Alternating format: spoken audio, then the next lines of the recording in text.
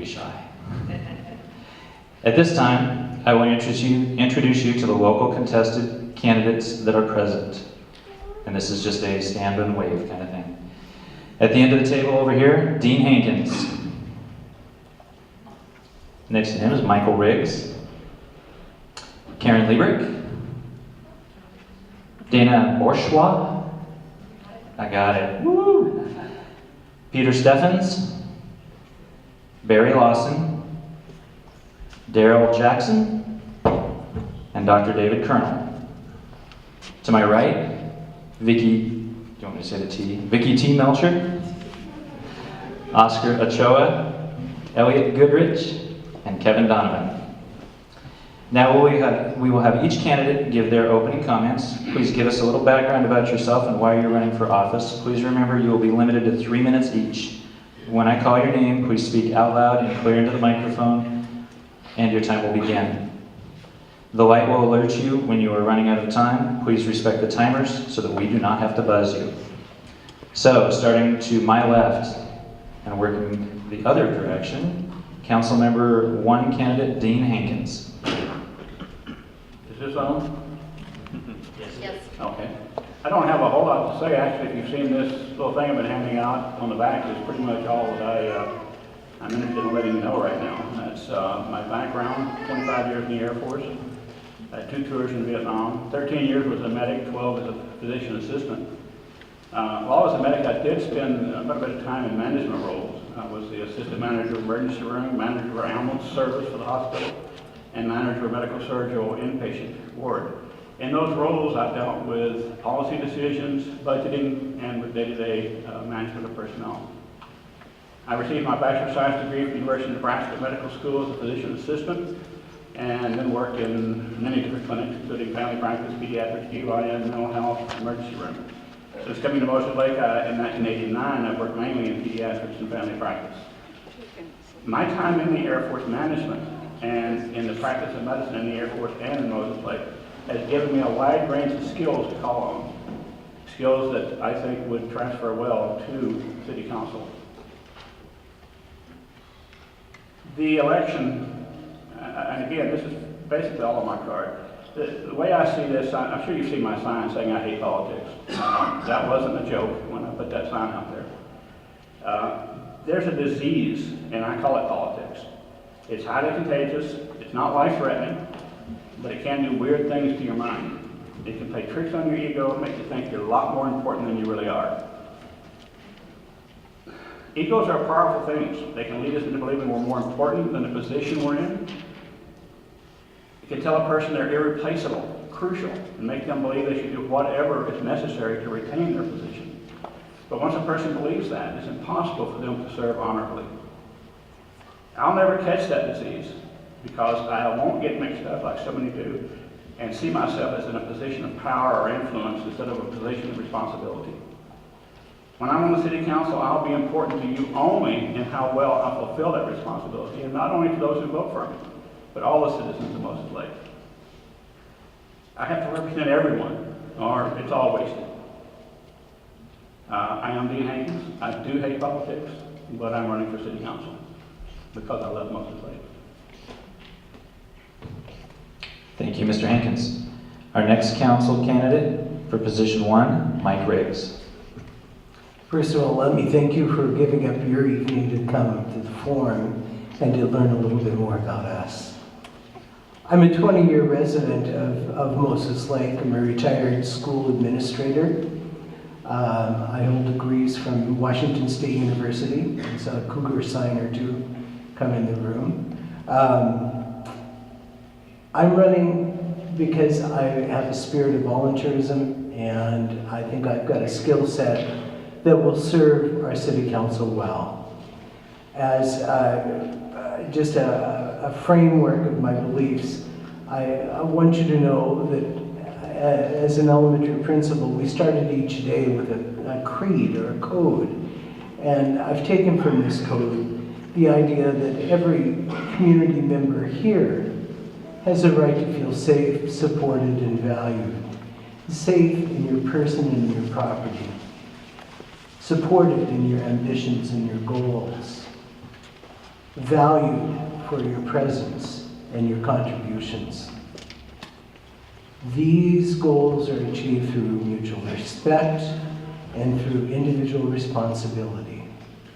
That's my framework. Now, in my job as a school administrator, I did work with many personnel issues, budget issues, facility issues. Those are part and parcel of being an administrator and being familiar with the policies, the procedures, the RCWs, the WACs that govern those decision-making. Important for me also to add that as a member of your city council, I would see it my job to support the decisions made by the council through the democratic process. Once the decision is made, it is very important that everyone on the council support those decisions. The decisions need to be made in an open setting, and there needs to be complete transparency when we come to making policy and procedure decisions. We've got a whole long list of issues. The biggest issue that I see coming up on our horizon is that of population growth. And I saw the yellow light just come on, and I don't want to be buzzed. So once again, thank you so much for being here. Thank you, Mr. Riggs. For City Council Position 2, Karen Liebrick. Little short, so I'll sit on the edge of the chair.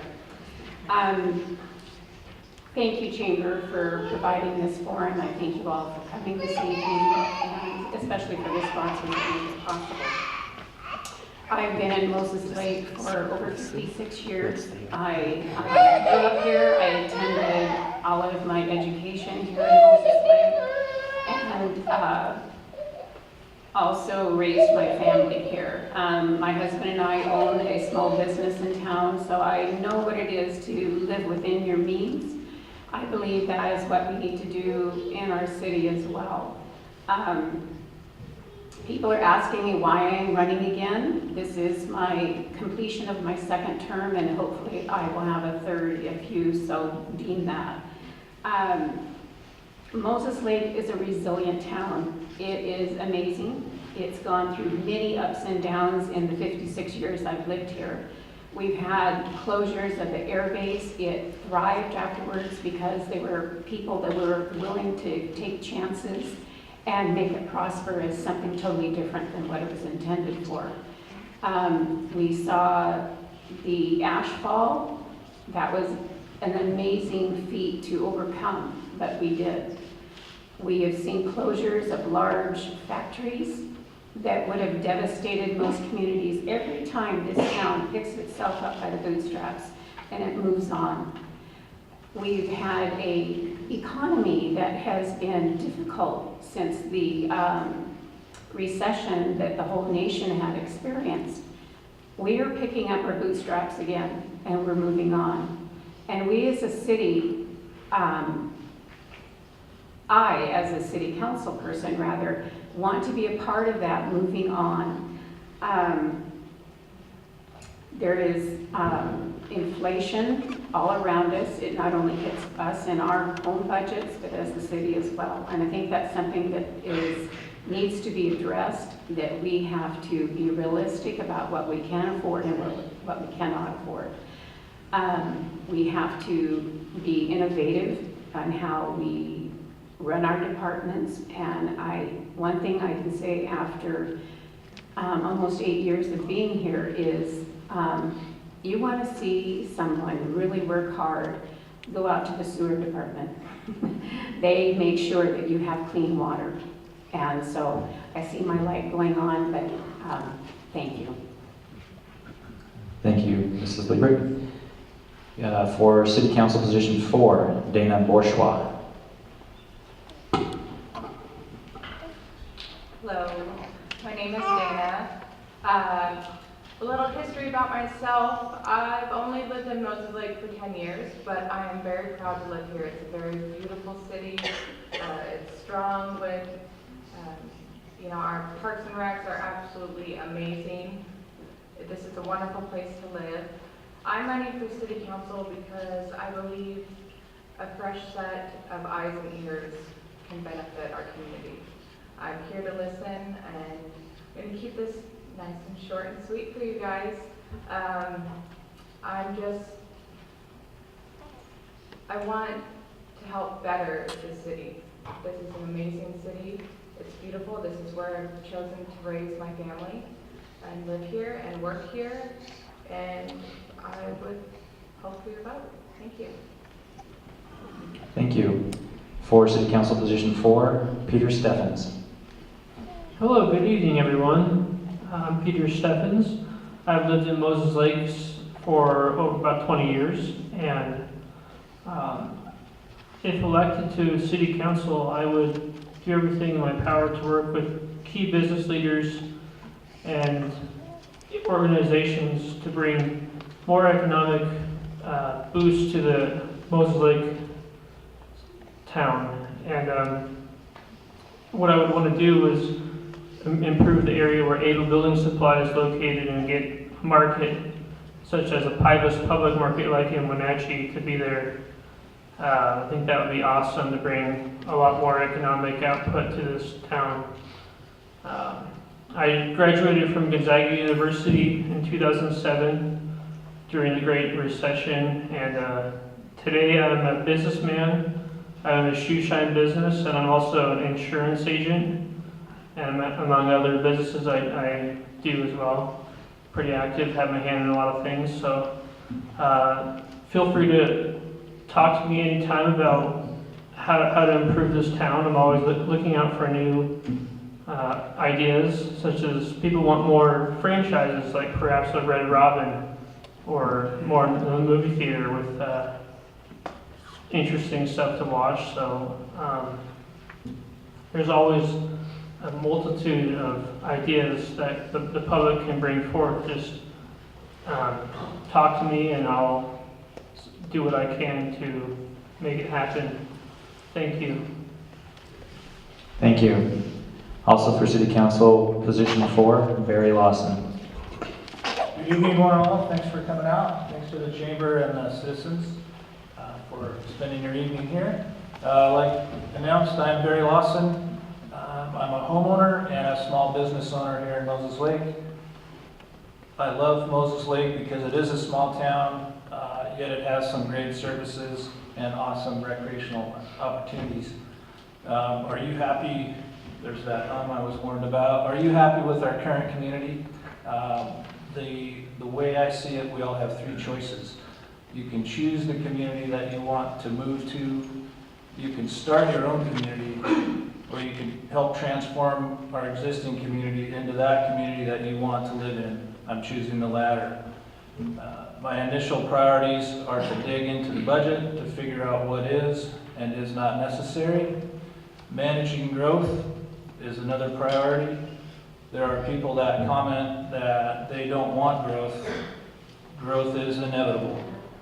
It's going to happen here regardless of what we do, so let's manage it. Another priority is infrastructure. Our infrastructure is starting to show signs of not being able to keep up with the growth that we are experiencing. I have a strong financial background, as I was on the board of directors for a credit union in Bellingham for 11 years. From the very first day that I started on that board, I was actively making decisions on what was in the best interest of each member. I will take that mindset into the city council and make decisions based on what is in the best interest of the citizens of Moses Lake. I want to be part of transforming our city to have a stronger base with growth and advancements in all industries and to keep up with demands. With a key emphasis on keeping it sustainable. I am not representing any special interest group. I am representing the citizens and want to hear your opinions. What is important to me is important to you. Standing in front of you, sitting in front of you today, I can say that I do not have all the answers, but I guarantee you that I will be diligent in finding answers to meet the needs of the people here in Moses Lake. Thank you. For City Council Position 4, Daryl Jackson. Thank you, and thanks to the folks that came out tonight. I was really hoping we'd get a lot better turnout than we did, but it is what it is. I've been here 49 years, and I can remember I was in a fighter squadron at Walla Walla, of all places. And as I drove up here to go to the commissary, I can remember who in the devil would ever want to live in Moses Lake. 17 years later, I was the mayor. You gotta be careful what you say. It's nice to see friends in the audience, and I'm sure that you're supporting your candidate and some of mine. I'm a law and justice guy. I believe in the letter of the law. I believe in supporting our first responder out there. I'm talking about the police officer at this point. And you can believe I do. My campaign chairman's in the back, and that's retired Sheriff Bill Weister back there. My off-duty times, I guess, from my job, if you want to call it off-duty times, is about 44 years with the Sheriff's Reserve as a deputy and or as a search and rescue pilot. Currently, I serve as the chief pilot for a flight operation here in Moses Lake. I'm also a federal flight examiner. Keeps me pretty busy. But let's go back to the city of Moses Lake. I served as a governor's appointee on the Transportation Commission for this state, which I really enjoyed my time there. But I got to see where the money went to for roads and infrastructure and sewer and water and all those good things. Consequently, out of that, we built Yonezawa Boulevard at not one single dime of cost to the city of Moses Lake. Now, that's the street surface itself. That's the infrastructure that went alongside of it, which is the curbs and gutters and sidewalks that's used every bit of today. And it was all gas tax money. There wasn't a dime of that spent for the city of Moses Lake. The underground was done by the city of Moses Lake. Believe it or not, 9 property owners came together and donated every square foot of ground for that boulevard. Now, today, some of our streets are beginning to look like Spokane, and we're all familiar with the pothole issue in Spokane. I'm embarrassed to go up to Bob's truck stop. That's not just the city of Moses Lake, now the state's at fault there on some of that too. But I know our street program is way behind. Talking to the city manager, we're way behind on a 5-year program, and almost a 10-year program is non-existent. We need to do some correction here. I'd like to come back and help again.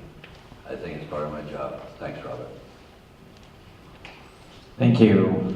City Council Position 5, Dr. David Colonel. Good evening. Thank you all for coming tonight. The city of Moses Lake has a number of serious issues facing it right now. I think we had a very harsh winter and it wreaked havoc on our streets. We got a wake-up call this summer about our water situation when we had to ration for a few weeks.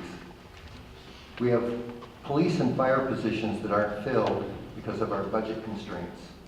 Now, no one wants to talk about increasing taxes, but sometimes we have to talk about it. We have to pay for the services that our citizens deserve and expect. And, you know, we can get creative and look at alternative funding, but there isn't a lot of that out there, and there's always catches with it and stipulations. Other times, we simply have to raise taxes. And one of the ways that we're doing this, or we as a council, is the Transportation Benefit District. And you'll see that that's going to be on your ballot this time, and we would appreciate your vote for that. But what that gives us is funds dedicated strictly to street and road repair. And then that frees up other funds from the general fund to do deal with the other issues that we have. Now, there's a rumor out there that I don't want new businesses to come to Moses Lake. That is not true. And first of all, neither the council nor I have any power or authority to stop a business from coming to Moses Lake. Furthermore, we actually send a representative from the city every year to a large retail convention in Las Vegas. And he works along with the Moses Lake Chamber of Commerce and the EDC to encourage businesses to come to Moses Lake. And I have supported that effort since its inception. My wife and her family came to Moses Lake in 1952. I've been here for 27 years. And I think that gives me a perspective on what the citizens of Moses Lake want. So what I would say is this: if I'm reelected, I will continue to listen to the citizens. I will continue to vote in their best interest. Thank you. Thank you. Remember, folks, if you want to ask a question, just raise your hand and somebody will bring you around a form for you to fill out. So starting with school board members, or school board candidates, position 2, Vicki Melcher. Good evening.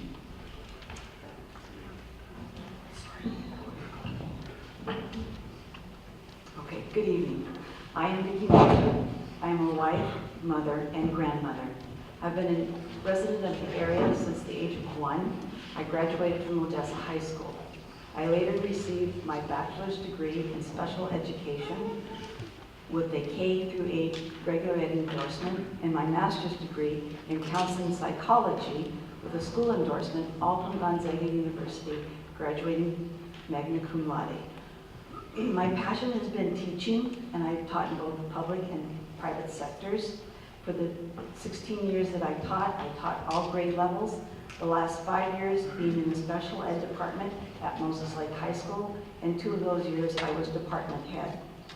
I am running for school board because I believe that the best education for our children are based on the decisions that we make for them. School board directors are elected to ensure that the students are educated appropriately and the business of the district is run effectively and efficiently. As a school board director, I will bring not only my education and knowledge and experience, but also my business knowledge. I have been the bookkeeper for our family farm corporations since 1988 and also for our local business for the past 8 years. I'm also on the foundation board at Big Bend Community College since 2010, and I serve on the scholarship committee there and the celebration committee. I believe that there are good ideas all around us, and as a board, we need to show the leadership by listening to those ideas and moving forward. Thank you. Thank you, Vicki. For position 2, Oscar Ochoa. Hello, my name is Oscar Ochoa. I was raised here in Moses Lake. I came here when I was 3 years old and went through the schools, all the different schools here in Moses Lake. I started Peninsula, so I love Peninsula. Peninsula was my neighborhood. And then Frontier Warrior forever, so Robin and I kind of went to school together. And then the high school, but then I left when I was a sophomore. And I always wanted to come back to Moses Lake because I love Moses Lake. I love this community, I love what it's done for my family, and the benefits that it's given to my family when I was growing up. So I came back to Moses Lake as soon as I finished college down in Louisiana, and right away started working here, and I actually worked at the high school for a number of years in the special ed and the ESL back then. It was called English as a Second Language ESL programs. I enjoyed that work tremendously, and I continue to work right now for the state. I've been there as long as I've been back in Moses Lake, that's 26 years. My kiddos have all gone through the schools here. Knowles Vista was their school, Frontier, and then the high school right now. My kiddos have enjoyed the school, and since coming back, I've said, I want to be on the school board. I want to be on the school board. Careful what you wish for, and then put your money where your mouth is, because somebody then says, hey, guess what? There's a position available on the school board. And so being on the school board has really enlightened me. I'm excited about the opportunity to sit and to listen to the different ideas, the different perspectives, the different information that we get continually, not just from educators, from our transportation, from our food services, from our curriculum. And I love students. I'm on different boards, whether it's baseball. I'm a big baseball person, so I sit on different boards with baseball. I'm on the Booster Club, and so I have that immediate connection with kids and teachers and educators. I enjoy the information that they give me. I have a great passion for these kiddos. I want to see them continue to grow. I want to see them continue to succeed, not just in the community, but make our community better and make their lives a whole lot better as well. And so if Moses Lake has given me an opportunity and have given my children an opportunity, I want to give back to this community. Even the different boards that I sit on, I often tell my wife and friends, you know, the school board is one that I love to go to. Sometimes it's 3 or 4 hour meetings, but I love going, being there, and being part for our kiddos. They are important to me. Thank you. Thank you. For position 4, Elliot Goodrich. Good evening, everybody. First of all, thank you to my friends and neighbors I see out there, especially those former members of the school board that have advised me and guided me as I've thought about my plans to try to participate in the school board. I'd also like to thank the Chamber of Commerce. They do a lot of great work, and thank you for trying to help us be enlightened on the different positions of the candidates here. I'd like to go a little bit backwards. I'm going to start by telling you why I'm going to run for school, why I'm running for school board, and then I'd like to talk about why I have the qualifications to help address some of these issues. So I got some information from the state of Washington today.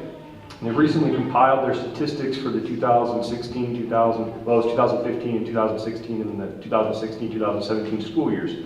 And I found some of this pretty interesting, and it kind of confirms what I thought. There are 254 school districts in the state of Washington based on the number of 9th graders that enter high school.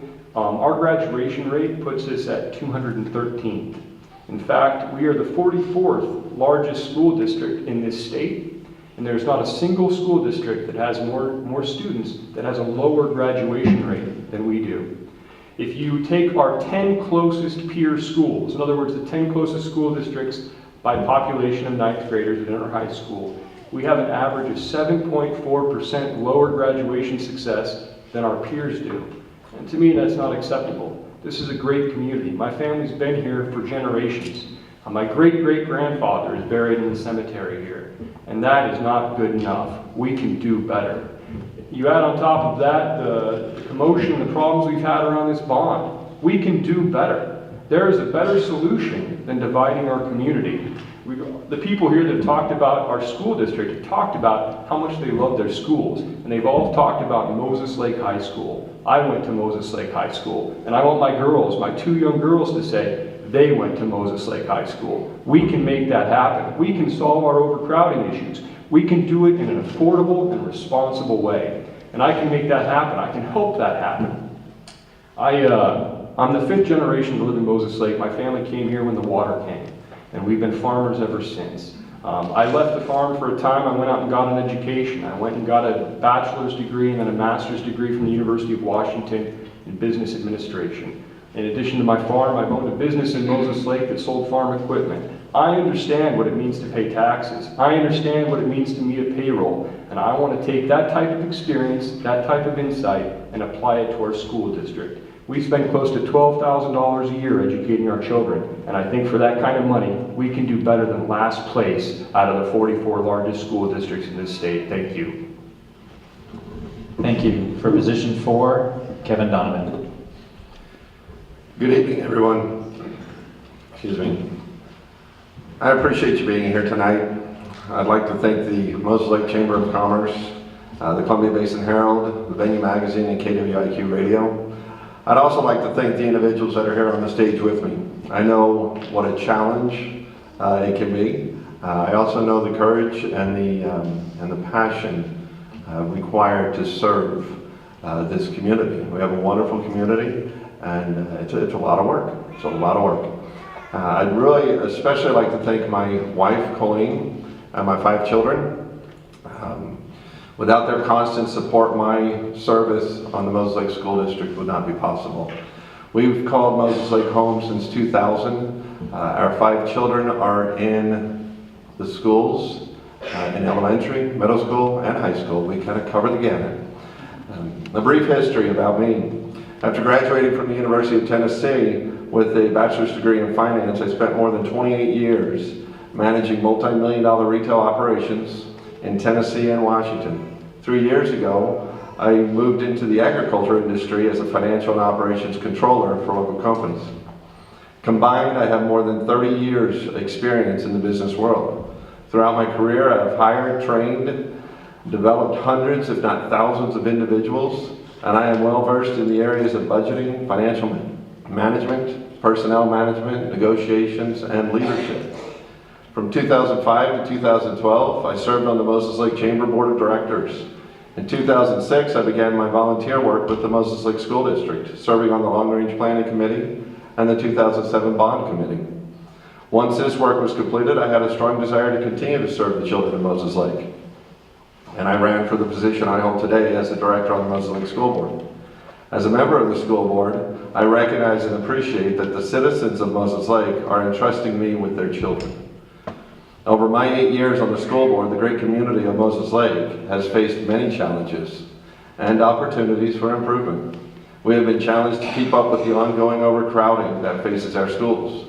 We have persevered through significant budget reductions to schools and the community. And we continue to find ways to recruit the very best staff despite a nationwide teacher shortage. In all those decisions, I have continued to use my filter of keeping kids first. As I look to the future of the Moses Lake School District, the top 3 areas of opportunities that I believe require our constant attention are the funding of education, staffing challenges, and long-range facility planning. I look forward to meeting these challenges head-on in the future. Thank you. Thank you. All right, moving to our sponsor questions. Each one of you will have a 2-minute time limit for each question. We're going to kind of dance around a little bit. So, starting on my left, Council Candidate Dean Hankins. What were the budget priorities for 2017? Were they accomplished, and what should they be for 2018?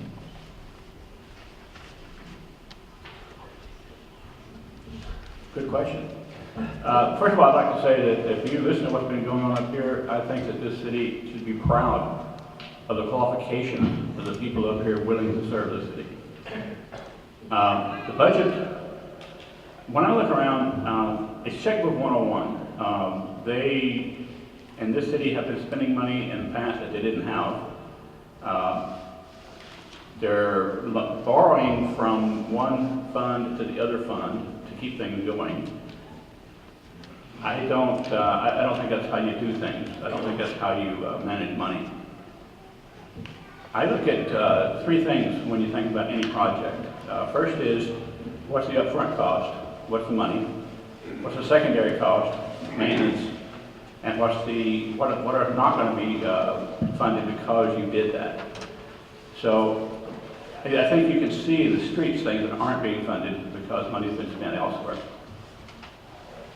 We need to get a balanced way of looking at where we're spending our money. I don't have the specifics on the budget, so I'll pass on the rest of that. Okay, thank you. Mike Riggs, how often are city contracts reviewed to ensure that they are bringing the most value to citizens? Well, contracts come up generally every other year for employee groups within any organization, public organizations. Sometimes there are built-in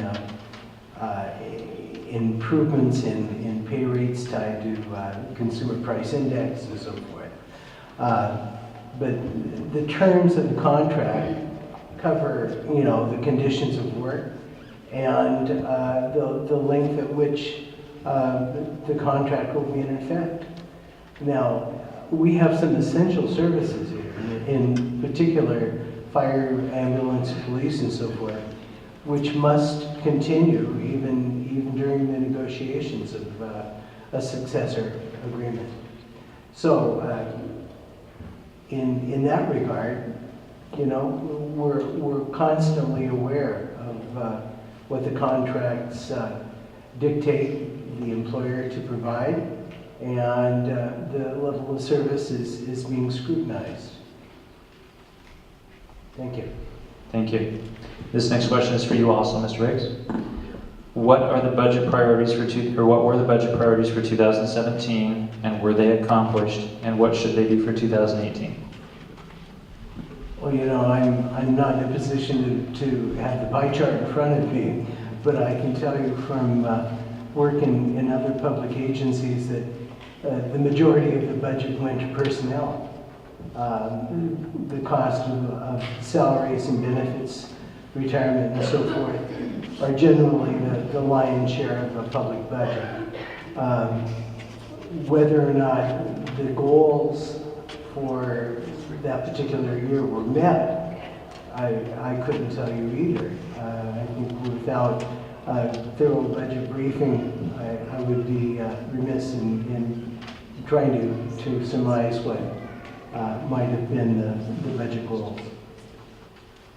Thank you. Back to you, Mr. Hankins. How often are city contracts reviewed to ensure that they are bringing the most value to citizens? I believe every contract has a different time on review, but in general, it is every couple of years that they're looking at these things, if not every year. But some of the contracts, they have trash. I believe there's a 8-year left on the contract, something like that. So this was originally, I believe, a 10-year contract. As far as I'm aware, different contracts have different times on them. I'm sorry, the rest of the question? Been asked. Sorry, sir. It's been asked. You've answered. Oh, okay. It's okay. It's our rules. Okay. Okay. Moving on. This question goes to Karen Liebrick. What were the budget priorities for 2017? Were they accomplished, and what should they be for 2018? One of the priorities we had is analyzing our ambulance and fire. We just completed a study to give us some data to further help us in our budgeting for this next year. It's an extremely expensive department. Not saying it's not worth that, but we needed to break down the division between our ambulance department and our fire department. So was it accomplished? I believe that it's in the process. At this time, no, it has not been accomplished. And I also believe a priority has been our streets. We are diligently seeking all measures, and that's why the TBD board was formed, and that's why I personally supported the move to put it on the general ballot for a increase in our sales tax. I believe that it is a more evenly distributed tax, that it is not just the car tab fee that is paid by our citizens, but it is going to be paid by all that utilize our streets, whether they're visiting us, living out in the county, and that will be seen in the election, whether that will be accomplished or not. I think we're seeking to fund something that desperately needs to be taken care of. We use our roads every day, and you can see the shape that they're in. Thank you. This question is also for you, Karen. How often are city contracts reviewed to ensure that they are bringing the most value to the citizens? Well, the labor contracts, of course, are reviewed every 2 years. And of course, we always want the best value. Other things such as our garbage, those are 10-year contracts. You're very limited on your resources for those two. There's not a lot of companies out there to choose from. The contracts are long. They have large investments in our community. We have contracts with our natural gas providers. Those are quite long-term as well. But yes, I think that the staff and the council do a good job at reviewing those contracts at this time. Thank you. This next question is for Dana Bourgeois. What were the budget priorities for 2017? Were they accomplished, and what should they be for 2018?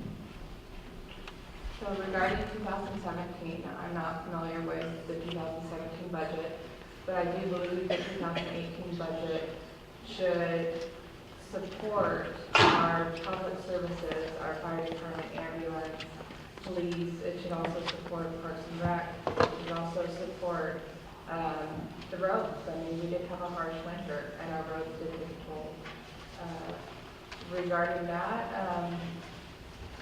I believe you know, those should be our main priorities for our budget for 2018. Thank you. This next question is for Peter Steffens. How often are city contracts reviewed to ensure that they're bringing the most value to the citizens? The contracts, as previous people have said, have been reviewed by the city council and the city managers. Just at every meeting, they talk about the budgets for fire department and EMS services, the emergency medical services. That was at the last meeting.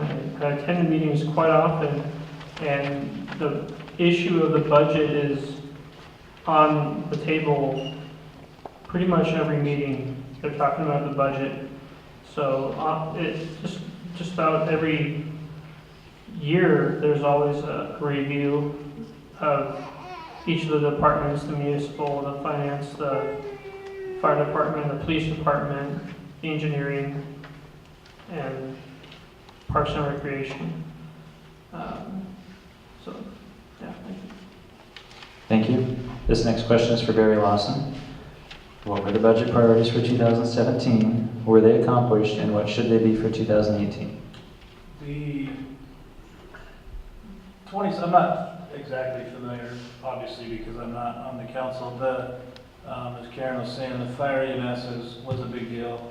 That's why they went ahead and had the extensive research that they were doing. The infrastructure, I believe, was also a top priority. The $20 tab fee was put in place to improve our roads, and that wouldn't have happened if that was not a large budget priority. Did it work? It's the car tab for the infrastructure, the car tab fee, that's in place, so it just started generating revenue at the first of this month, I believe. On November 7th, we're going to find out if the 0.2% sales tax increase will benefit the city's budget moving forward or not. If it does, it makes the city council's job a lot easier moving forward. Has it worked? I do know that for 2017, it was a balancing act with before they entered the budget process. It hasn't worked. I'm not sure if it has. We're going to find out soon enough. And that's it. Thank you. The next question is for Daryl Jackson. How often are city contracts reviewed to ensure that they are bringing the most value to the citizens? Thank you. I can say that over the last 25 years that I've been involved somewhat with the city, that I think staff has done an outstanding job of trying to keep the dollar for the dollar. There's been several times that contracts have come to the council, I know when I was there, that we rejected them. They just didn't fall in line with budget constraints we had. And I kind of like Mr. Hankins' story about a dollar for a dollar. We had a comptroller in those days by the name of Walt Fry. And he wouldn't let the city spend a dollar if we didn't have $1.50 in the bank. And that's kind of a way to go about contracts. I don't know the extent, quite frankly, of the timelines of each and every contract that the city of Moses Lake has. I know they've got some long-term ones, and Karen mentioned that about garbage. And I do understand the investment that the companies have to make in it. It wasn't long ago we didn't have 3 cans out front, was it? But look at what goes in now into that recycling can. From our standpoint as citizens, that's a great function. From the standpoint of the money that's coming to the city, I don't think it's making a dime. In fact, I think it's probably went backwards from contract positions. Thank you. This next question also is for Mr. Jackson. Sorry. What were the budget priorities for 2017? Were they accomplished, and what should they be for 2018? Okay, obviously I talked about the street system. I'm really familiar with transportation. No. And we all understand, all of us that have been here, last year was a year of winter like I can remember in the Yakima Valley and the year previous. We don't get that much anymore. I don't care whether you believe in Al Gore or not. But it is a fact of life that it looks like this next coming winter is going to be the same scenario that we had last winter. So one of the budget issues is obviously streets, and we talked about that. No, it wasn't met. That money went elsewhere, and I think the council knows where that money went. I think that as they go through the budget process this coming year, they're going to have to look at other venues of getting that money. Now, the 2 cents or the 0.2% on sales tax, in my opinion, is the way to do it, provided that the tab $20 fee goes away. Let's don't double duty here. And I think the city also needs to go out to the TIB, Transportation Improvement Board, and look at more money coming to the city than we did in the past. We've gotten several $1 million in the past from the TIB, and the money is over there to get. Just needs the application of funding to get it. The question was, have they met the budget? I don't think so. One of the cases came up, and the study that just happened was a fire in the ambulance. Somebody needs to really bite on that one and find out what's really going on there. Thank you. Thank you. No, sorry. Next question is for Barry Lawson. How often are city council? We're actually going by race, folks, so it'll come back around. We're just picking on you. So Barry Lawson, how often are city contracts reviewed to ensure that they are bringing the most value to citizens? I'll just repeat what Karen said, because she's the one.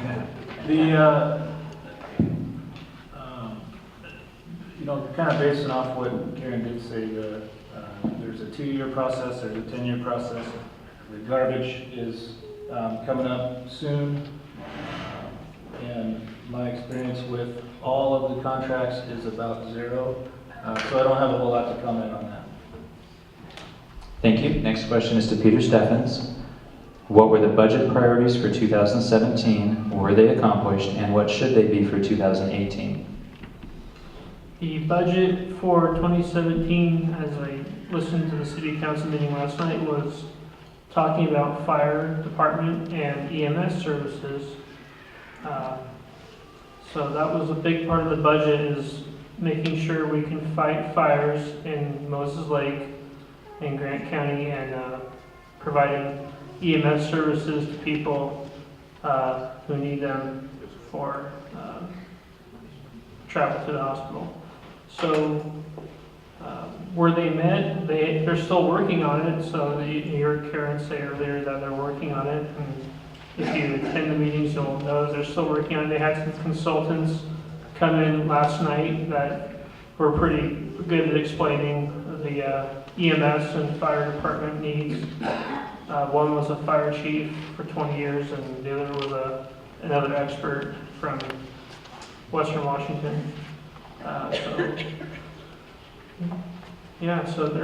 we're working it. They're working on it, and that's what's happening.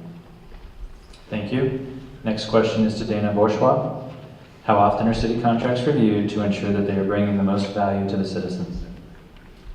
The city contracts, it depends on the department, the services that are being done, and the city has done a great job with negotiating their contracts and redoing the contracts in a timely manner, so we all have the services that we need on a daily basis.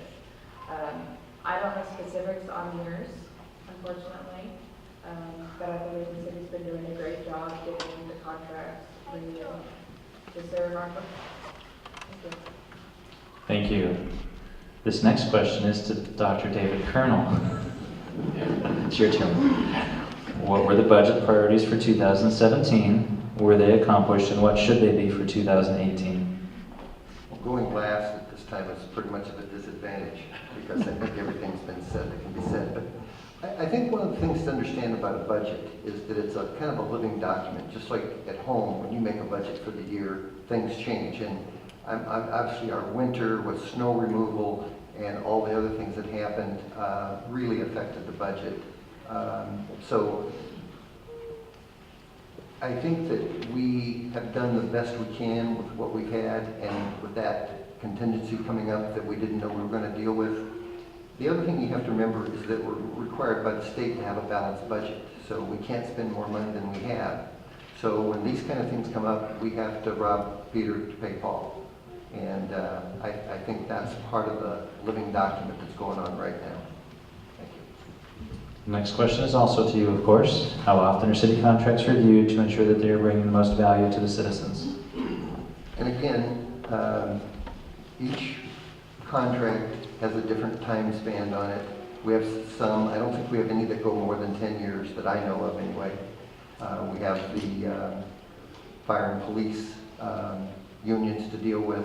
They're usually every 2 years, and then some things fall in between. I think that the city officials are very pragmatic about what we can allow in terms of raises and price increases, and I think they do a good job at that. You got your turn. Thank you. All right, moving to school board position number 2. This question is for Vicki Melcher. Do you feel the school board has been a good steward of public funds? Please explain. Do you support the building of a new school through the recent bond? Please explain your position. I will read the question twice if asked before you start answering. Do you feel the school board has been a good steward of public funds? Please explain. Do you support the building of the new schools through the recent bond? Please explain your position.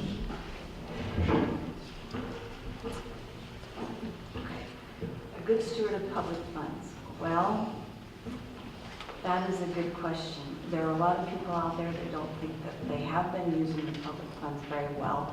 So we need to, as I said in my opening, gather up some other ideas to see how we can use these funds more efficiently. This is really tough. So the part of the new school, supporting the new schools, we need something to be done with our overcrowding, whether it be a new school or whatever.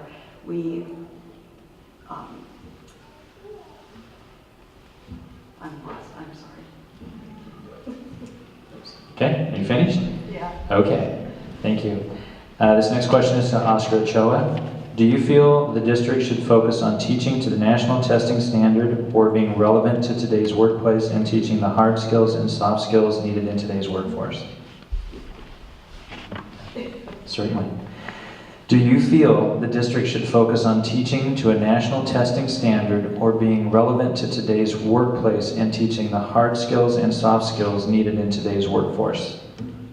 So, I mean, as we know, standardized testing is something that's been a challenge always in the schools and students, graduation, requirements and all these different testings. And one of the good things that's happened here recently is one of the requirements, say for instance, biology was a requirement for graduation there, since that's not something that we're doing or that's happening right now. Because the focus is getting these kiddos and kids learn in different ways, whether it's by that test. We have to measure what the work that we're doing, so our educators have to measure it somehow. Does it have to be with so much testing? I don't think it does. And so we have a great CB Tech here in our community, and that's a great other way and avenue for students to learn, not just through their studies, through a book, but they can also learn through their hands and what they can do, especially in this community that not just focuses on, say, doing mental health or social work or different things like that, but we have great factories, we have great manufacturers, and so we need all those different methods and ways. So what do I support? I support the ability for the kids to learn and to find that way to learn and maximize their learning. Thank you. This next question is also for you. Do you feel the school board has been a good steward of public funds? Please explain. And do you support the building of the new schools through the recent bond? Please explain your position. So I do believe that the school board has been a good steward of their funds. As coming onto the board 4 years ago, getting into this whole learning and education about our capacity and the savings and the different things that we've done, and even things, and I'll give an example of say for the pool. I mean, the pool was something that was covered, and folks, individuals may think that, where did that money come from? Well, it's because of being good stewards of our funds and being able to put that in from a different other project. And so when we come underspent, we look at different things that we need. So we looked at that. We looked at a track that had some issues with the track and students and their safety. So where did those funds come from? If we weren't good stewards of our funds, then we wouldn't be able to complete those projects. And so right now, one of our challenges that we have every month is that if, for instance, if the state doesn't fund, because legislators like to be in legislation for a long time sometimes. If we don't have funds coming from the legislation, we have a capacity to help our educators for a whole month, which is something of a goal that we have, and we want to continue to have that goal. So what do I support as far as other buildings? You know what? I support our kids having a place to learn safely, to learn adequately. And so, as hard of a decision as it was, I do support what's happening with our current decision and our current bond and our current high school and especially our current elementary. I definitely do. Thank you. This next question is for Vicki Melcher. Do you feel the district should focus on teaching to a national testing standard or being relevant to today's workplace and teaching the hard skills and soft skills needed in today's workforce? Excuse me. Unfortunately, the testing, the mandated testing is going to be there, and sometimes it's tied to monies. I think that the students need to learn the soft skills, like at CV Tech, learn those. We need the electricians and the plumbers and those other kinds of skills, life skills, not only just a broader education, rather than just having the teachers teach to the test. I understand that we have to see how students are learning, if they're learning, what they've learned, and what they need to work on with the test. But unfortunately, in my experience with those standard tests, it always doesn't tell that, because the student could be having a bad day on that test, the day of the test. And so there's a lot of factors in that. I think that they need to learn some of the other skills, getting more rounded education, one that's not just focused on teaching to the test. Thank you. For position 4, this next question is for Elliot Goodrich. Do you feel the school board has been a good steward of public funds? Please explain. Do you support the building of new schools through the recent bond? Please explain your position. I bet you guys can guess my answer. No, I don't think they've been very good stewards of our taxpayer dollars.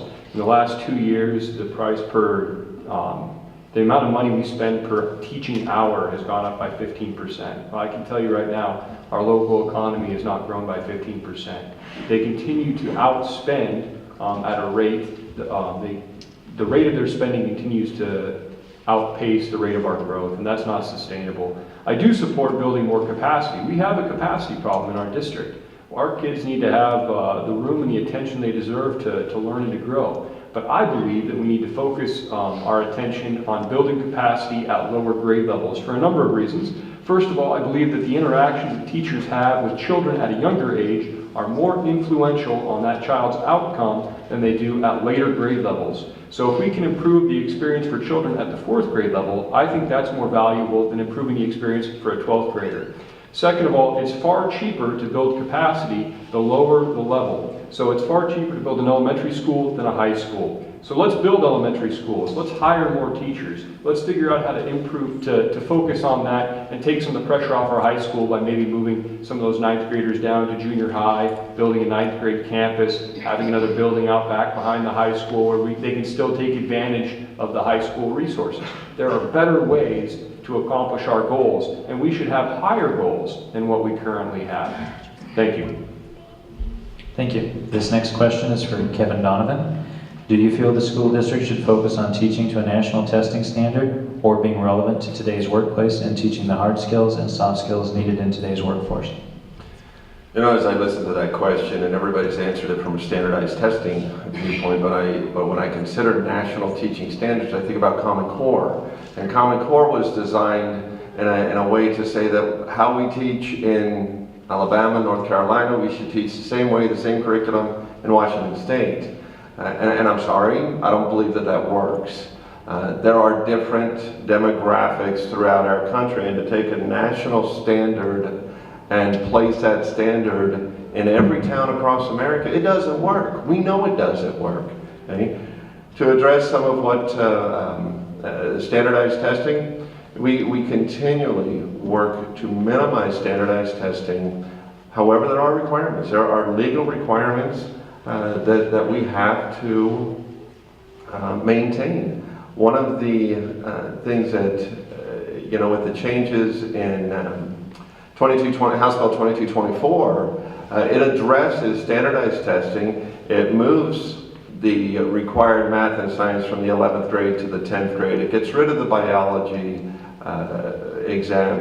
It also streamlines a lot of this and gets rid of the required standardized testing, and it enables the local school district the opportunity to create testing, create measurements that work in the local community.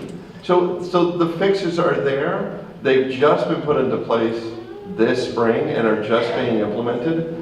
So I think very much so we need the flexibility to test, to measure our students based on our local market and based on the market of the state. Thank you. This next question is for you, Mr. Donovan. Do you feel the school board has been a good steward of public funds? Please explain. Do you support the building of a new school or new schools through the recent bond? Please explain your position. Yes and yes. The good stewards of public funds, yes, and I'll tell you why. In 2010, I was on the board at that time, and we passed a resolution that it was our goal, long-standing goal, to have 1/12 of our annual budget in the bank. Okay? So when a particular year came along and the state apportionment, they said, you know what, we're going to have to roll that apportionment into the next biennium, which would have meant we would have had to violate our contracts with our staff. We didn't have to, because we had money in the bank. Okay? When we were hit with a $3 million tax reduction because of the reduction in property value in Grant County, we were able to tighten our belt and absorb it. We did not turn around and collect that $3 million from our community members. So consistently, we have been good stewards of public funds. We consistently are under budget on our projects.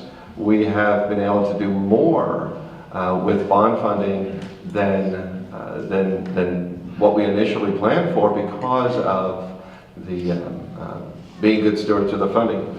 Regarding the new school, yes, I support the building of a second high school. I support the elementary school, number 11, that's going to go on the Yonezawa property.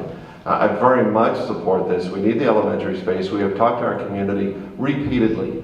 2012, we ran a bond. 2015, 2017, we ran a bond. All three times we had greater than 50% of the support of the community. But overwhelmingly, the feedback from our community was, keep it K-5, keep it 6, 7, 8, keep it 9, 12. That's what our community told us, and they also told us, do not make a larger high school. So, thank you. Thank you. This next question is for Elliot Goodrich. Do you feel the district should focus on teaching to the national testing standards or being relevant to today's workplace and teaching hard skills and soft skills needed in today's workforce? So first of all, I'd like to start by saying I have an open position for anybody who's qualified to come be a farm irrigator. And part of the problem is it's hard to find people to hire in our community. And part of that is we haven't done the job we can do in preparing our kids to go out and get a gainful employment when they're finished with high school. I'd like to tell you one quick anecdote. I grew up with two kids. They were a year younger than me. One was a year younger, the other was 2 years younger than me.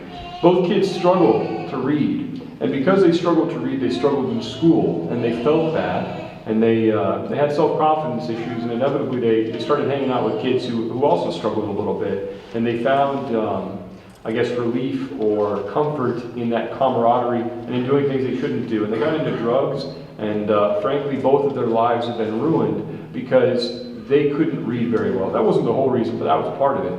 And we need to figure out how to stop that. We need to figure out how to help those kids that can't read, that can't do very well academically, but still have the capacity to go out and be very successful members of society. They could, there's all kinds of jobs they can do here and that we need people to do. But we need to figure out a way to identify those kids, identify their problems, and help them move through the channels to get the skills they need. So testing's important, it's a measure of progress, but it's definitely not what our focus should be. Our focus should be on what are our kids prepared to do when they leave school. Thank you. All right, folks, at this time we're going to take a short break. We're going to see what kind of audience questions you have, and we'll come back in 5 minutes or so and do another round of questions aimed at each individual candidate. So 5 minutes-ish.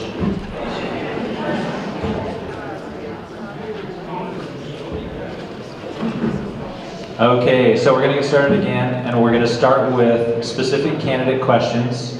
We've only got a couple, and then the rest of them are kind of group questions. So this question is for Karen Liebrick, and I'm going to read as best I can. Some people write like I do. Not good. With the current gang violence and drug problems in the city, what should be done to resolve it? There is a problem, and we shouldn't be ignoring it. There is a group of people that suffered a tragic murder in their family due to gang violence. They've come to the council and have requested an ordinance be enacted that Sunnyside has this in their jurisdiction already. And it gives the police the power to confiscate residents if it is known to be used for illegal activities such as drugs and crime-driven activities. We have looked at it. It has been tabled at this point. I would like to bring it back up again and re-look at this. It gives us another tool to protect our neighborhoods and our children, because I don't think anyone wants that living next door to them. So I'm very much in favor of that. It is a problem.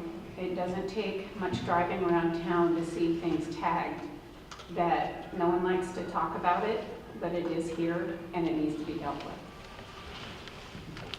Thank you. This next question is to Dr. Colonel. Why doesn't the city take advantage of the B&O tax benefit from the MLBA so we can keep more tax dollars local instead of the state? How can we keep marijuana business taxes local too? I'm trying to read it as is. If you'd like me to repeat it, I will. Go ahead.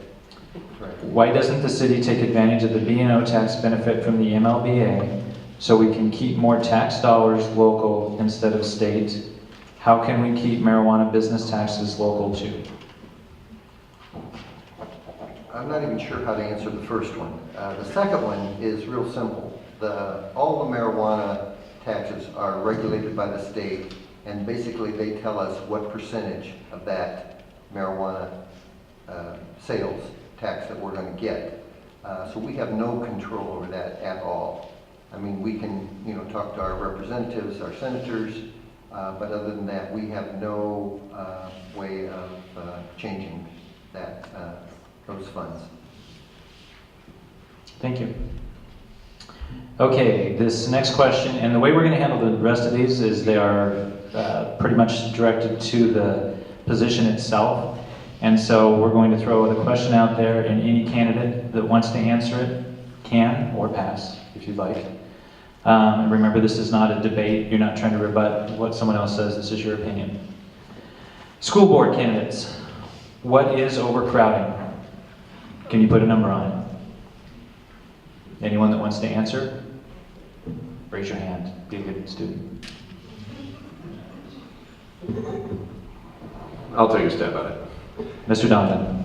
Thank you. Overcrowding, the state, through their complex formulas will determine what is considered unhoused students. The state formulas give you a certain number of square footage for every child, depending on elementary, middle school age, and high school age. Okay? And then based on the square footage that we have in the building, that's how they determine whether we have enough students in the building, too many students in the building. At our elementary level,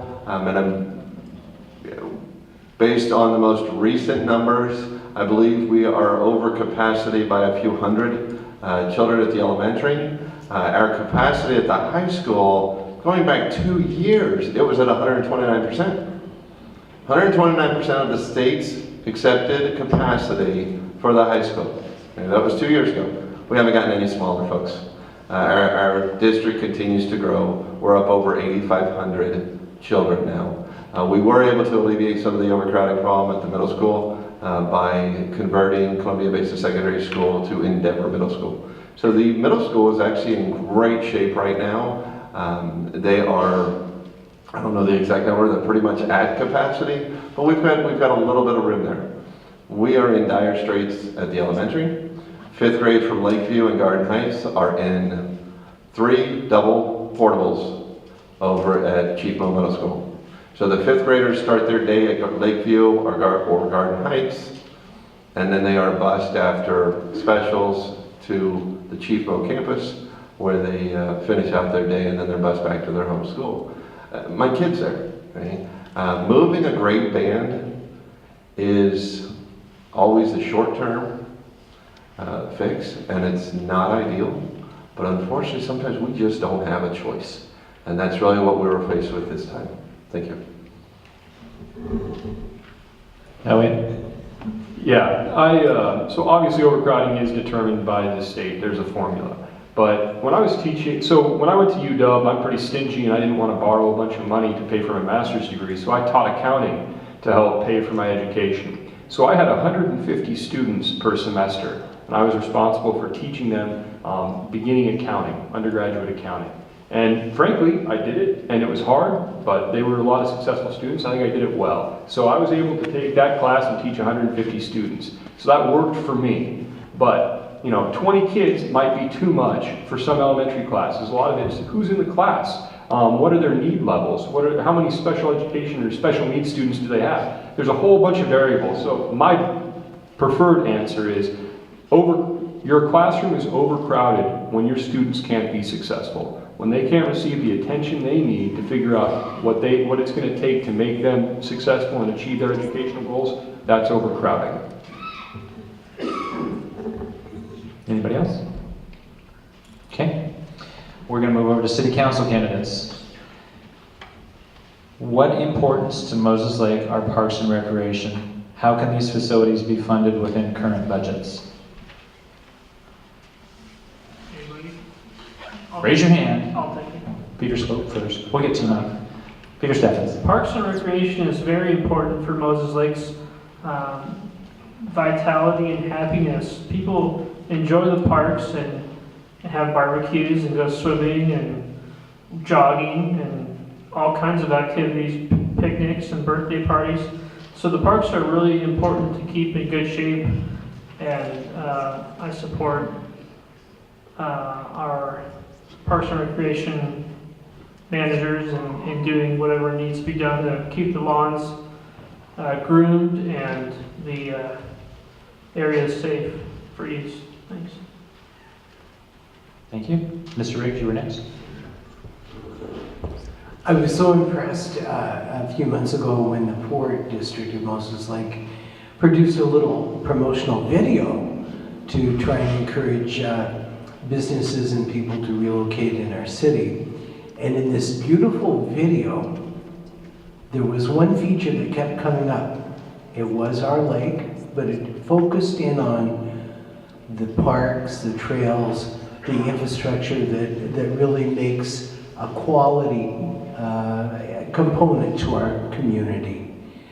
Now, how we can continue to fund and support those is by making it a priority in our budgeting practices and keeping a good count on utilization. These are great resources, can contribute significantly to the out-of-town visitors who come to Moses Lake for any number of purposes. We are blessed with geography here in the middle of the state. Our parks and recreation facilities are outstanding, and we want to support that because it in turn supports the growth in tourism. Thank you. Thank you. Mr. Hankins, did you want to answer that? Well, yeah, I would just say that the parks are important. People come here, businesses come here. If they're thinking of bringing employees here, they're going to look around at the parks. They're going to look around at what's in the city for the people to enjoy. And that is important, and keeping them up is important. But we have enough parks. Our budget is strapped, our budget is very thin, and we don't need to be building any more parks right now. We need to keep up what we've got, but we need to prioritize our spending in other ways. Thank you. Barry, I believe you were next.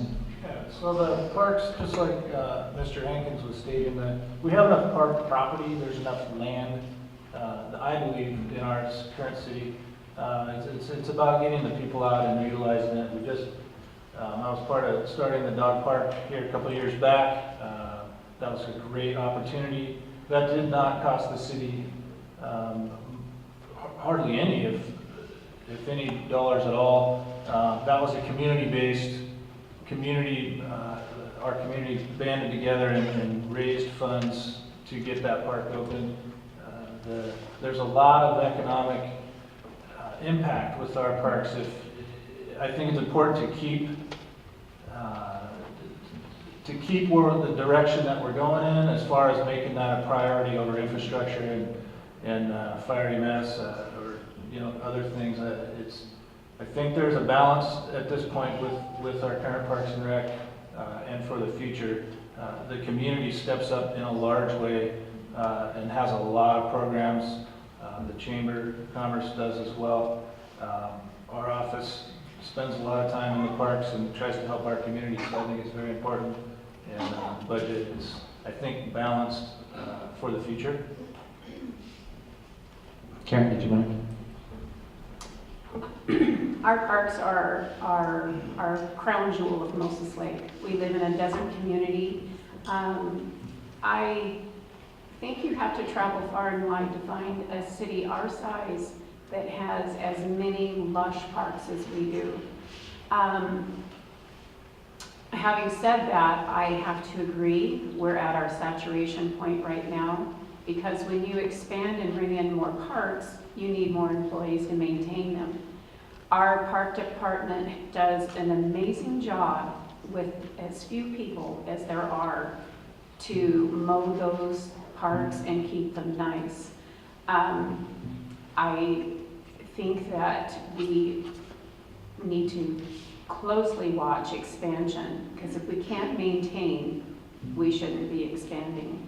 I believe that we have a sufficient number at this time, and as far as the future, that has to be on a incident base as it comes. Anyone else? Dr. Crum? Yeah, I think I'd like to just use one simple example. Look at a weekend baseball tournament or softball tournament. Think of the domino effect. These people come, they stay in the hotels here, so there's hotel tax, there's sales tax, they eat, they drink, they go to our local stores.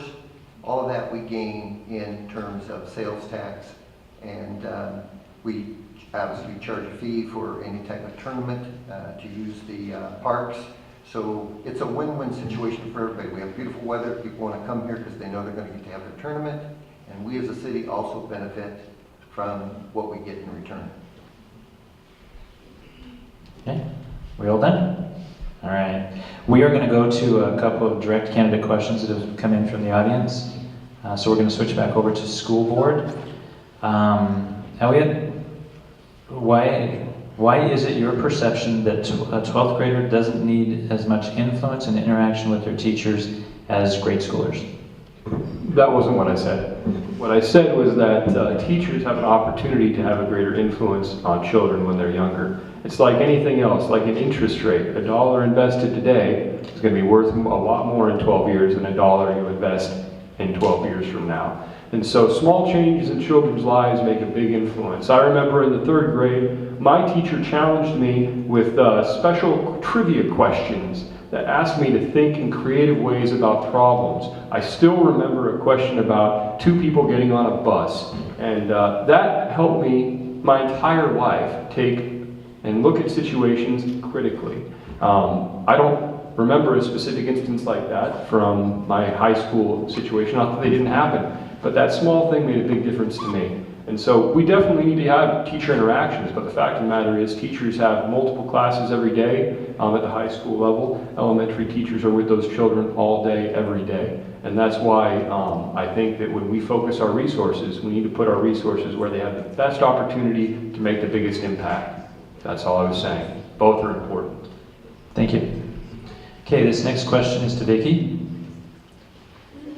What are your priorities for the school district this coming year? What are the greatest needs of the school district and how would they be addressed?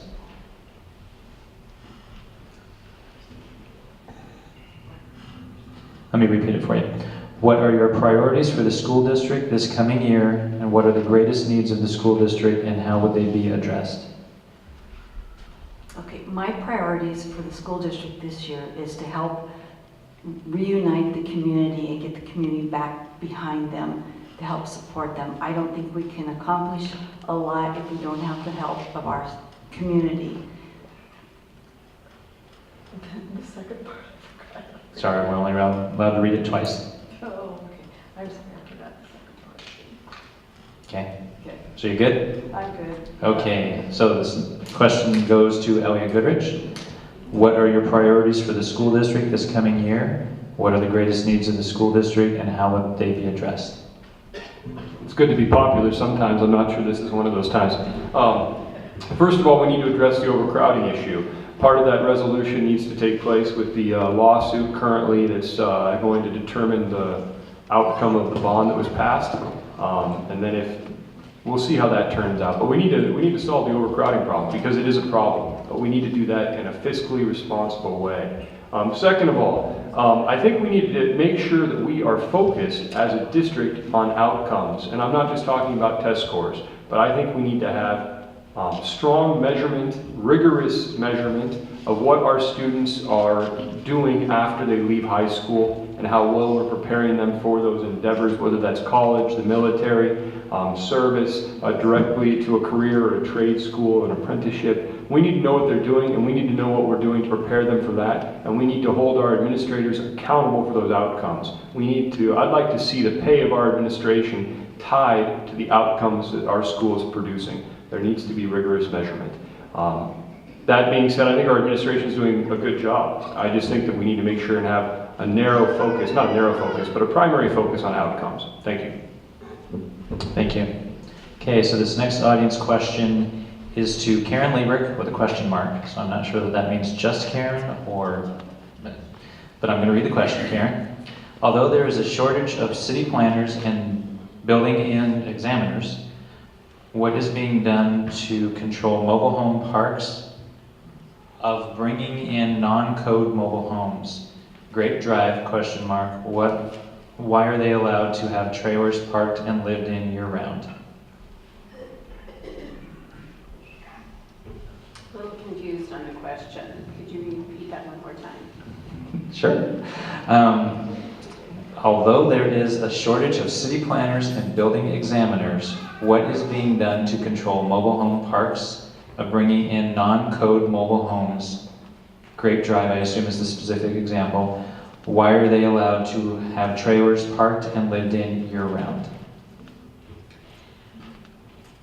It sounds to me like it is a code enforcement issue. I'm not in that division, but I would think that if there are trailer parks that are allowing trailers in that don't meet that we are a complaint-based department. When there is a problem and someone complains about it, it has to be investigated. So if there is a known violation, it would be steered to the right department and pursued and looked into. We have a really good community development department, and I believe it just needs to go through the right channels to be rectified. Thank you. I'm doing the best I can, folks. I can't read my own writing, so. This one goes to school board. Any candidate? What can the school board do to reduce our second highest rating in Washington of absenteeism in our schools? Anybody? Nobody wants to jump on that one, huh? I'll take it. Mr. Goodrich. I think that's a great question. What can we do? I think we need to make school important to those kids by making school a place where they can be successful. If a child is struggling in school, they're going to have a much more difficult time finding the motivation to show up than if they're doing something that they enjoy, something they can see themselves being successful at. So we need to, that's why I talked about the importance of the early interactions with those children. We need to help them and help us figure out what they can be good at, and then give them the opportunity to do that. Because I know if I was going to school and I was struggling with reading and I was struggling with math, I wouldn't be very excited to go to those classes. But if I was doing really well learning how to weld, or doing really well in my ag programs, I'd probably show up for those. So let's figure out what our kids can be good at and open the doors to possibilities for them. Mr. Donovan. The absenteeism issue. It's interesting because as we look at our school district, historically speaking, and this is from a state level, the failures, if you will, the punishments were punitive. Okay? Discipline was punitive. Kids were sent home. They were expelled for long periods of time. So all of this is changing, and we are doing everything that we can to keep the kids in school. Okay? Part of the desire, and a little bit of what Elliot said is true, part of the desire for the child to be in school also has to do with the classroom, the size of the classroom, the size of the hallways. Okay? These kids are in the high school, and when you have 2,000 children walking the halls of the high school, okay, it is insanely crowded for a building that was really designed to hold 1,600. And so that is unfortunately a big part of it. The kids aren't comfortable in such a crowded area, and it's entirely too easy for them to feel lost and not part of a community, because how do you make yourself known among 2,000 when all you're trying to do is get from one class to another in a 5-minute period? So unfortunately, that overcrowding piece weighs into our children not showing up. Another piece is going to come into play with at home. Okay? The parents' involvement, the guardianship's involvement in that child's education, and holding those kids accountable for getting to school. Thank you. Okay, we're going to do one more for school board, and this is for any candidate. How can the district better communicate with the public to keep people informed? So I would take that one. Mr. Johnson. So sometimes I get challenged with a question like that because, and I believe it was brought to somebody said it over in City Council, thank you for allowing us to be here, and thank you for everybody that showed up. I'm a little disappointed in the amount of people that have shown up.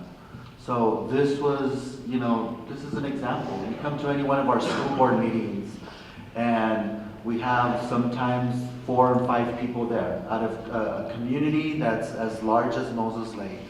And so what can we do is things we're already doing. We are putting it on the web, we are putting it on the paper, we're putting it, on Facebook. We're doing all kinds of methods and ways.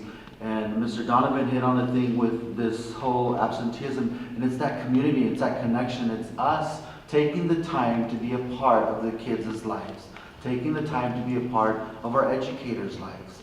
And so as tough as it can be, and as challenging as it is, it takes time, And I think we're doing a good job. Can we do better? Absolutely we can, but it also has to be reciprocated with our community. Being able and willing to come and hear some of the information that's being given constantly. Thank you. Mr. Donovan? I'd just like to follow up on what Mr. Ochoa said, and I agree with him wholeheartedly. Sometimes it does get disheartening. There's a community meeting for elementary number 11 as an information-based meeting to provide a very specific community that will be directly impacted by that elementary school. To provide them information, and the mailer goes out and 7 people show up. It's frustrating and it's disheartening. I will say that our administration over the last several years has done a dramatically better job communicating with our public, with our community through the auto call, if you will, that they can program right from their phone to send a message out through email. The website is far better than it's ever been, et cetera, et cetera. So there are a lot of improvements in communication. Can we continue to improve? Absolutely. Absolutely. However, I think we need to celebrate the successes as well and build on what's been done and then continue to improve from there. I would love to see more involvement from the community. Unfortunately, it's people don't show up typically to celebrate your successes. They show up to poke you in the eye. So that's Thank you. So at this point, we're going to move to closing remarks. What we do at this point is give each of you 2 minutes to talk about yourself again, or any issue that you feel has been brought up that has not been addressed adequately by your thought process. So we are going to move right into that, and first person given that opportunity will be Dr. David Colonel. Well, again, I want to thank you all for taking your time out this evening to come and listen to all of us. I think, as you know from the questions and everything that's happened tonight, running the city is a very complex proposition, and not one of us has the answer, and that's why we have 7 people on council. And I think one of the things that we as a council need to work on is developing ourselves as a team, and I think that will make us much more effective in dealing with the issues that the city has. And right now we're down to 4 council members, and down to 5 council members, and it's made it pretty difficult to have any type of consistency in what we're doing. So again, I'll be glad when the election occurs, we can get 2 more people on city council and start working on our budget for 2018 and move on to the new year. Thank you. Thank you. Next person will be for position 4, Dana Bourgeois. Hello again. So in the intro, I'm not the best public speaker. I'm sorry. You guys intimidate me, okay? I'm a volunteer firefighter. I already give back to the community. I'm a volunteer paramedic. I've been in EMS for 13 years. And right now, that's a lot easier than up here talking, okay?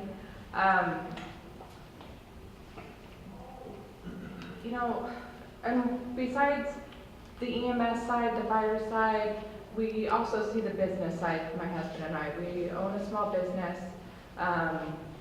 We're out providing the community with services. We teach first aid CPR to the public because we believe that's important. Like I said before, this is a great city. It's beautiful. People come here. They love it. I want to stay here. I want to keep serving my community, and this would give me the opportunity to do that. I believe that we need to keep supporting our public services, our fire, police, ambulance. Those are priorities. Lives come first, and fire, EMS, and police, they're there to help protect people. So,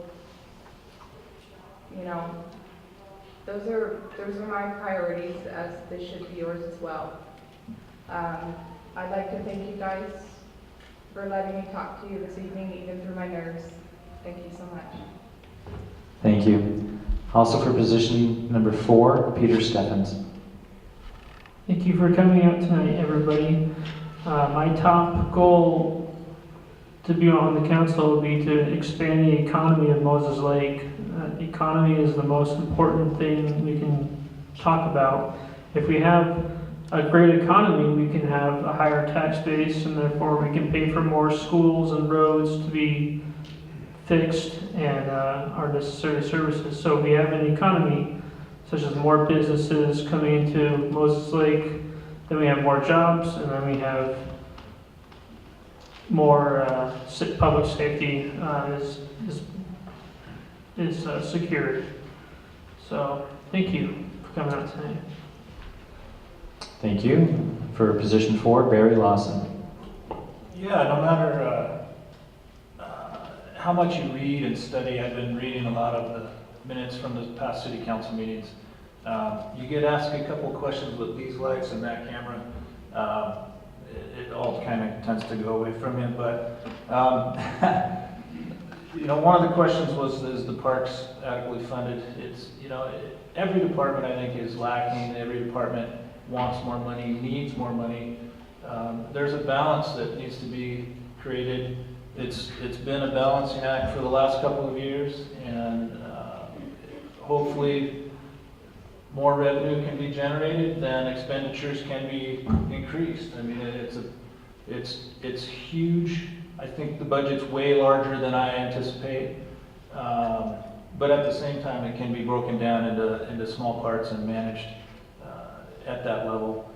I strongly look forward to the risk management side with the city council position.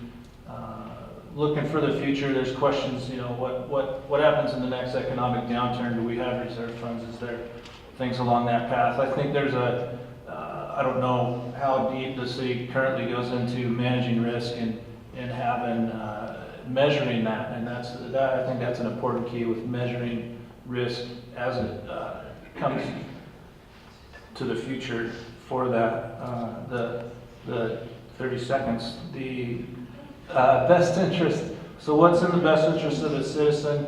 That's going to be my promises. That will be my answer as we move forward. What's in the best interest of every citizen? That's how we vote. And I want to create a cohesive team with the 7 people starting November 28th. Thank you. Thank you. For position 4, Daryl Jackson. Thank you. I want to take just a minute out of the time to recognize that we have a retired state senator in the group this evening and a sitting representative of this state. I'm proud to have those people here at a public meeting for the city of Moses Lake. A couple of things. It's been brought up about EMS and the fire department and first responders. I want everybody to remember that the only first responder that goes out there that wears a vest is the police department. We're getting a lot of police officers killed throughout the United States. So there's several first responders, but that's the guy that's got his line on there, his heart and life on the line every day. The question came up about the gang members. I happen to be a friend and an acquaintance of Joe Arpero. He came to this county a few years ago and started a tent jail. I believe Sheriff Weister was involved dramatically in that tent jail over there. Round them up, send them in. That doesn't necessarily work in today's society, but something has to be done along that line. We can't continue to have this stuff going on. My granddaughter was involved. People on a drive-by shooting at her house. My 6-year-old granddaughter was inside asleep. You think I don't think about that every day? We need to, I was fortunate enough to sit with 7 great council members when I was on the council several years ago. And we had a very cohesive, as Dr. Colonel said, an outstanding group to work together. We worked as a team. I think we need that. I appreciate your time this evening. and I hope we did some good telling you what we thought. Thank you. Thank you. For City Council Position 2, Karen Liebrich. I think it's really easy to disconnect in our society today with technology. You don't have to talk to anybody if you don't want to. I think it bleeds over into our government, the lack of voting. And that's why I'm running. I care and I want to be connected. I want to make change. I want to continue on good work. Everything that is voted on affects me as much as it does everyone in the city. I'm never insulated from any ordinance that's passed. It affects all of us. I believe that rules are for everyone, not just for some. And I appreciate you coming out this evening to hear what we all have to say and giving you our viewpoints. I believe in our city and it is moving forward and I just want to be a part of that. Thank you. Thank you. For City Council Position 1, Dean Hankins. First of all, I'd like to say that I really appreciate no one else up here being too articulate about the budget question. I was feeling like I should have a Dutch council on there for a minute. I'm not a polished politician. Everyone's seen my sign. I hate politics. I've always hated politics. But it's what I would call a necessary evil. And I think it's so many times it is evil, but it's necessary. And our country has, in my opinion, the best method of handling society, handling the politics, handling the running of our society of anywhere. I'm totally proud of it and proud to be here, proud to be an American. I think it's time in my life to take part in that. I haven't before. I've stayed away from politics before. But I've lived in Moses Lake now since 1989. I've enjoyed the city. I've gotten a lot out of this city. It's treated me well. And I'm ready to give back.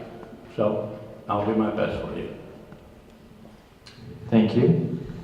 For Position 1, Mike Riggs. I want to echo something that Dean said earlier, which was to look at the quality of the candidates we have.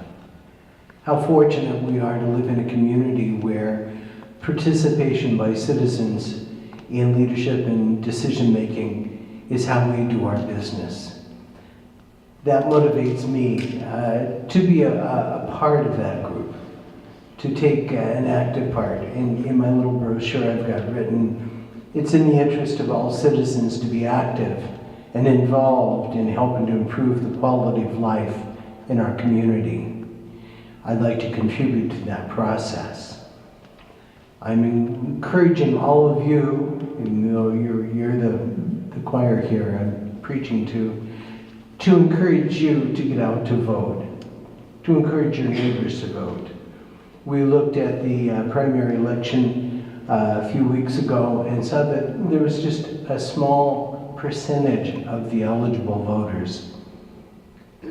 You don't have to run for an office to have a part in this process, in this democratic process. You do so by casting your ballot. Thank you so much for being here tonight and for sharing with us your concerns. And once again, let me tell you what a great group we have offering themselves to you for the work, the time, and the concern that it will take to fulfill their jobs. Thanks so much. Thank you. For School Board Position 4, Elliot Goodrich. Thank you for taking the time to come out and listen to us tonight. I appreciate that. I also appreciate the work that Oscar and Kevin and the other school board members have done. It's not an easy job. It takes a lot of time and there's no pay, there's no reward. They do it because they care about the community. And that's why I want to do this job. I want to do it because I care about the community. I care about my children. And I'd like to encourage you guys to participate and get your neighbors to participate in this election. We live in Eastern Washington. When we vote for the president, usually doesn't matter. When we vote for the governor, usually doesn't matter. This election matters. This election has a direct effect on your children and on your tax base, on your tax dollars. And so I believe that I'm the best candidate to help steward those things and give us the best result. So I ask for your vote, and I appreciate your time. Thank you. Thank you. For position 4, Kevin Donovan. First of all, thank you. I appreciate the support that you as a community and individually have shown me over the last 8 years as I've served in this role. I appreciate your support by being here tonight. I love to look out and see all the familiar faces. Serving on the school board is complex. It is incredibly complex. Some months it's 30 hours, some months it's over 100. You know, we've got new budget from the state with House Bill 2242. That is a complete overhaul of education funding. And it's going to impact us at the local levy very dramatically. You know, these are the types of complex issues that we need expertise, we need the experience in this position. I had a good friend of mine ask me a couple of months ago, why?